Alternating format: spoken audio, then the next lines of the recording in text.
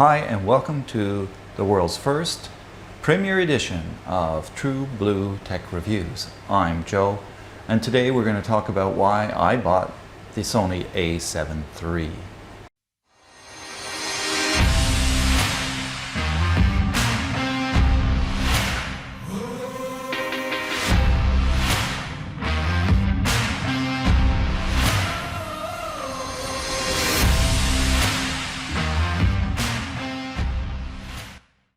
I bought this camera for my own use, and it's really to fit into my profile. So who am I? What kind of photography do I do? So where I'm coming from, I work on the RX100 Mark VII up to before I bought this A7 III. We're recording on the RX100 Mark VII right now. Love it. It's a small little handy camera, but I think I'm starting to outgrow it, and it had several limitations. So I was ready to take a step up and looking for a little bit more. I do mostly real estate photography. I would say 70% of my photography is all about real estate, and because I'm in a big city, we're doing a lot of small spaces.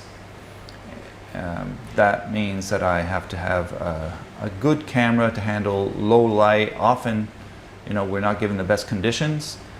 We're given tight spaces. We're given low light, and we have to make a place look good. I was looking for something to answer that requirement.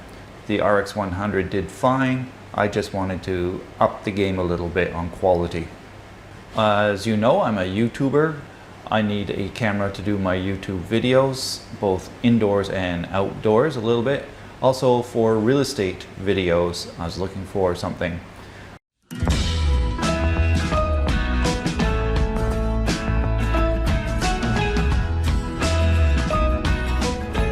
ที่ตอบโจทย์ของท่านค่ะว่าสามารถอยู่ในตึกได้และท่านสามารถมีสิ่งอำนวยความสะดวกหลายๆอย่าง So that was one of my requirements. I also like and enjoy as a hobby to do street photography.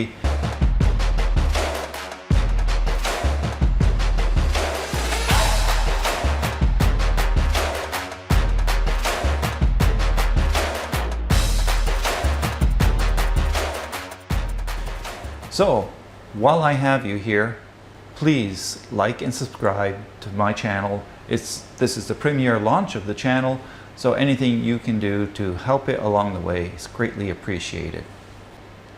I started dreaming about new cameras and upgrading my RX100 Mark VII. What was on my wish list? I wanted a full frame camera, mostly to handle low light situations. I needed increased dynamic range, and I needed better low light conditions to turn out more professional looking photos for real estate. I didn't want a huge camera in that I think for street photography it's better to be a little bit more stealthy. If I was simply doing real estate, I probably would go for a bigger body. I think I wanted something quite portable, something I can throw in a backpack and run with it. I wanted simple video production. I realized that a lot of more advanced cameras like the Sony A7S III is wonderful for video. I don't need that level. I want something simple. I don't want to spend hours color grading. I want whatever comes out of the camera to be ready to roll so that I can produce videos quickly, both for YouTube and for real estate. The camera that the A7C is most commonly compared to is the A7 III. And people say the A7C is just a scaled down A7 III. I look at it a little bit differently. I do understand it's the same sensor. I do understand it has a lot of the same technology. But for me, it has some real wins in it. The new color science was something I really wanted, to have more natural skin tones and a little bit less worry about what comes out of camera is usable or not. The other thing is recording limit. I didn't want my camera to stop recording mid-video. So the A7 III has a recording limit. This A7C does not. I wanted the flippy screen for doing vlog style and also photography, so that I can see things from different angles. So for me, the flippy screen is really good. The autofocus was something that I was keen to get the best of breed. So I understand the A7III is a little bit behind on the autofocus. It doesn't have eye autofocus in video. While that's not essential, I use it all the time.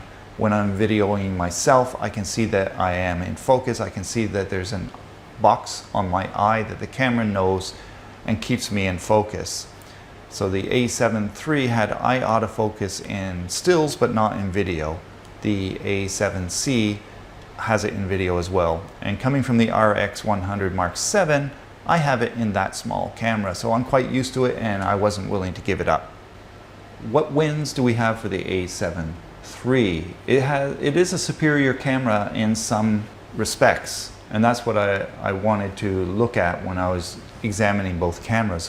One, its size. It's a bigger size and many people prefer that. It's easier to hang on to, it's easier to handle with big lenses. For me, I wanted to keep that portability, remember, for the street photography. A lot of people complain about the lack of custom buttons, and for me it's not a big deal at all. I never used them. Maybe I will learn to use the one that I have, but I use the custom menus all the time, and it has 3 presets on the top, so I didn't see that as a big deal. But it does have more custom buttons for more professional photographers who want to have those custom buttons. You will get it on the A7III. Dual card slots. The A7III has 2 card slots that allow you to have redundancy. So in case one card gets corrupted, you have another backup.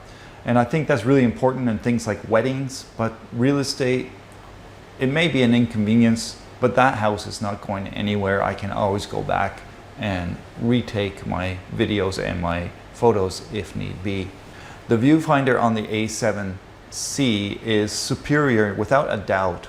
A lot of the work I do is on a tripod. I'm using the screen and I'm using my phone as a remote. Actually, the viewfinder is not as important to me as it may be for other people. The price is an interesting argument. Where I live in Bangkok, Thailand, the A7III and the A7C are almost identically priced. So I understand that in other countries the price may be a little bit more expensive. You may want to tend toward the cheaper body. But I had another concern, which is the resale value. I'm keeping an eye out for the A7 IV, which may be the perfect answer for me. I figure if I'm going to pick up a full-frame camera, I have nothing, so I'm going to pick something up. I'm going to pick up the one that's going to retain the most value, and in my opinion, that's going to be the A7C. There's less of them on the market. There's going to be less in the used market. So when the A7 IV comes out, it's going to be the successor to the A7 III, which is going to drive down the price of the A7 III. I don't think it's going to have as much impact on the A7C. So when it comes to saying I want to trade in my A7C to the A7 IV, I think I'm well positioned. So what's my winner? Obviously it's going to be the A7C because that's what I bought. And why did I come to that conclusion? I think it really fits well to my use case, where the A7 III may be better for other use cases. We look again at my use cases, real estate photography. I think the A7 III probably would have been better, but I had to factor in the other things. So better in some ways, but not others. The A7 III may have been a superior camera for real estate if that's all I did, but I don't. I do videos and I want that flippy screen. The A7 III loses there. I do street photography and I want this thing to be portable. I want to be stealthy and I want to be mobile on street photography. The A7C fits my needs, and for YouTube, of course, I want that flippy screen. Real estate, that one's a toss-up really. But then when you factor in street photographer, YouTube, then I swing towards the A7C. I believe I can live with the shortcomings of the A7C over the A7 III. It's okay that I don't have dual card slots. It's okay if I don't have 3 customizable buttons. It's okay if the grip is a little smaller. And in the end, both cameras would turn out phenomenal images. I think the A7C will turn out slightly better video right out of the camera. That's what I heard, that's what I'm counting on. A little bit less work for me. How about you? Is it a buy or a buy? Is the A7C something that's going to meet your use cases?